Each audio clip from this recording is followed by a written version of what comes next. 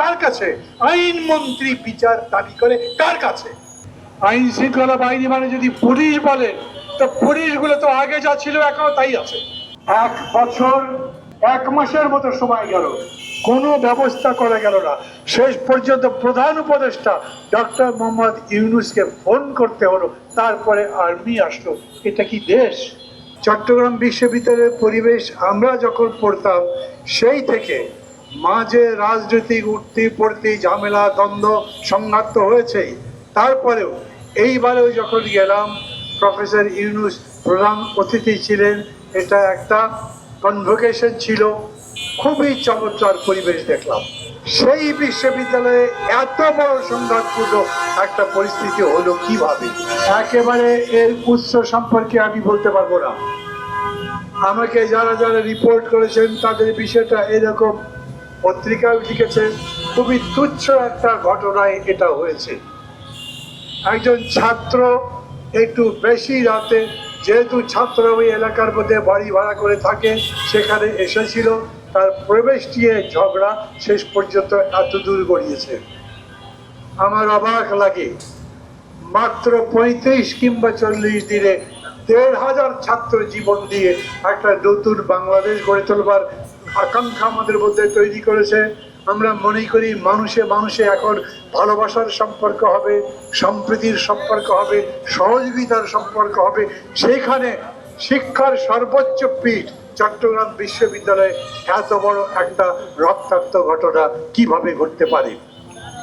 অনেকেই বলেছেন বিশ্ববিদ্যালয়ের প্রশাসন কি করেছে। পরশু সন্ধ্যায় যখন ঘটনাটা ঘটে, যখন ঘটনাটা আস্তে আস্তে বাড়তে শুরু করে, তখন বিশ্ববিদ্যালয়ের প্রশাসন হস্তক্ষেপ করতে পারত। হতে পারে বিশ্ববিদ্যালয়ের কর্তৃপক্ষ তখন পর্যন্ত মনে করেনি ব্যাপারটা এত দূর গড়াতে পারে। তার পরের দিন গতকালকে রীতিমতো ইংরেজিতে যাকে বলে ফ্লেয়ার আপ করা, মানে দাউ দাউ করে জ্বলে ওঠা একটা পরিস্থিতি সেই রকম হয়েছে। আপনারা তো শুনেছেন 2 জন শিক্ষার্থী আইসিইউতে আছে, জীবনের সঙ্গে লড়াই করছে। সকালবেলা যখন আমি খোঁজ নিতে ফোন করলাম, তখন আমাদের সংগঠনের ওখানে যিনি আছেন তিনি বললেন এই 2 জনের জীবন আশঙ্কা আছে, মারাও যেতে পারে। আমি সবাই দাঁড়িয়ে বিশ্ববিদ্যালয় কর্তৃপক্ষের চাইতে বেশি করে দেশের যারা কর্তৃপক্ষ তাদের কাছে জিজ্ঞেস করি, এই 2টো ছাত্র যদি মারা যায় তার দায় কে দেবে? কি বিস্ময়কর ব্যাপার! বিশ্ববিদ্যালয় কর্তৃপক্ষ আইন শৃঙ্খলা বাহিনীকে ডেকেছেন, আইন শৃঙ্খলা বাহিনী আসেনি। আইন শৃঙ্খলা বাহিনী মানে যদি পুলিশ বলেন, তো পুলিশগুলো তো আগে যা ছিল এখনো তাই আছে। পুলিশের মধ্যে কোনো উন্নতি হয়েছে বলে আমি দেখিনি। আমি পুলিশ বাহিনীকে দোষারোপ করার জন্য বলছি না। 15 বছর ধরে যারা ক্ষমতায় ছিল, সমস্ত অত্যাচার নির্যাতন এই পুলিশদের দিয়ে করিয়েছে, র্যাবকে দিয়ে করিয়েছে, অন্যান্য বাহিনীকে দিয়ে করেছে। এই পুলিশ ঘুরে দাঁড়াতে পারেনি সেখান থেকে। 1 বছর 1 মাসের মতো সময় গেল, কোনো ব্যবস্থা করা গেল না। শেষ পর্যন্ত প্রধান উপদেষ্টা ডক্টর মোহাম্মদ ইউনূসকে ফোন করতে হলো, তারপরে আর্মি আসলো। এটা কি দেশ? তারপরেও রাজশাহী বিশ্ববিদ্যালয়ে আমরা অতীতে এরকম বহুবার দেখেছি, স্থানীয় লোকজনের সঙ্গে ইউনিভার্সিটির ছাত্রদের গল্প। আমরা দেখেছি বিনোদপুরের পরে কৃষি বিশ্ববিদ্যালয়ে শিক্ষার্থীদের সঙ্গে ওইখানকার স্থানীয় লোকজনের বিতর্ক হয়েছে, মারামারি হয়েছে, রীতিমতো রাত্রে দাবল্লভ দিয়ে লড়াইয়ের ঘটনা ঘটেছে। অতীতের সরকারগুলো এইগুলো মোকাবেলা করেনি, তাদের কথা এখন বলে লাভ নাই। কিন্তু এখন যারা এসছেন তারা কি করছেন? আমার অবাক লাগে, এদের উপরে কোনো বিশ্বাস করে ভরসা করে কোনো কথা কি বলতে পারবো? এইখানে রাস্তার মধ্যে অফিসের তালা ভেঙে যেইভাবে নূরকে পেটানো হলো, সেই পেটানো কারা তার ভিডিওতে ছবি দেখেছেন না? সামরিক বাহিনীর পোশাক পরা মানুষগুলো, তাদের চেহারা দেখা যায়নি। পুলিশ যারা করেছে তাদের চেহারা দেখা যায়নি। ওই লাল গেঞ্জি বা লাল টি শার্ট পরার কথা বলা হয়েছে, তারা অবশ্য গতকালকে বলেছেন তাকে গ্রেপ্তার করা হয়েছে। কিন্তু সরকার ওইখানে যেমন দেখলাম বিশ্ববিদ্যালয় কর্তৃপক্ষ প্রশাসন কেঁদে কেঁদে সবার কাছে আহ্বান জানাচ্ছেন, আমরা অসহায়, আমাদের সাহায্যে এগিয়ে আসেন। এইখানে মনে হলো যে আমাদের অন্তর্বর্তী সরকারের উপদেষ্টা এরকম কান্নাকাটি করছেন। আমি খুবই দুঃখিত, নিদারুণ মর্মাহত। আমি এর বিচার দাবি করছি। কার কাছে? আইনমন্ত্রী বিচার দাবি করে কার কাছে? এরকম একটা সরকারের কাছে আমরা কতখানি নিরাপদ? অল্প দিনের মধ্যেও যা যা দেখছি তাতে তো এই কথা বলবার আমাদের সুযোগ আছেই যে এই সরকারের কাছে এই নিরাপত্তা বোধ করছি না। আমি প্রথম দাবি করি, ভোগী চলবে না, তালিবালি করা চলবে না। ওই যে বলছেন তদন্ত কমিটি করবো, সেই তদন্ত পুঙ্খানুপুঙ্খ তদন্ত করবার পরে বিচার করবে। আপনি তো ভিডিও ফুটেজে দেখেছেন। আমরা 15 বছর পালিয়ে পালিয়ে স্বৈরাচারের বিরুদ্ধে লড়াই করেছি। আমাদের খবর কিরকম করে গোয়েন্দা বাহিনী পেত? আমরা রওনা হতাম ওই মোড় থেকে, বিশ্ববিদ্যালয় পর্যন্ত যেতে পারতাম না, মাঝ পথে পুলিশ আমাদেরকে ধরে ফেলতে পারত। আমরা 3টা বাড়ি ঘুরে তারপরে রাত্রে একটা শেল্টারের মধ্যে ঢুকতো, সেইখানে গিয়ে ডিবি প্রবেশ করতে পারতো। আর এখন কালকে ওই পতিত স্বৈরাচারের লোকজন 100-150 রাপা প্লাজা থেকে মিছিল বার করেছে, শঙ্কর পর্যন্ত গেছে। কোন পুলিশ নাই, কেউ নাই। পুলিশের ওসিকে জিজ্ঞেস করেছে পরে, কি ব্যাপার আপনারা আসলেন না কেন? বলে আমরা গেছি, কিন্তু যাবার পরে দেখি তারা সব চলে গেছে। পথের মধ্যে 5টা থেকে 6টা ককটেল ফুটিয়েছে, পুলিশ শুনতে পায় নাই।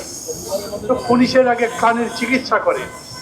এই পুলিশটা মানসিক ভাবেই এখন প্রায় অকেজো হয়ে গেছে, এবং এই পুলিশের মধ্যে চিন্তা ওই জায়গা হয়নি। আমি আবার বলি, শুধু পুলিশকে দোষারোপ করছি না আমি। 2-2বার প্রধান উপদেষ্টা পুলিশের কর্তা ব্যক্তিদের সঙ্গে বৈঠক করেছেন, তাদেরকে একবারও বলেননি যা যা ঘটেছে তা সমগ্র জাতি ভুলে যেতে রাজি আছে।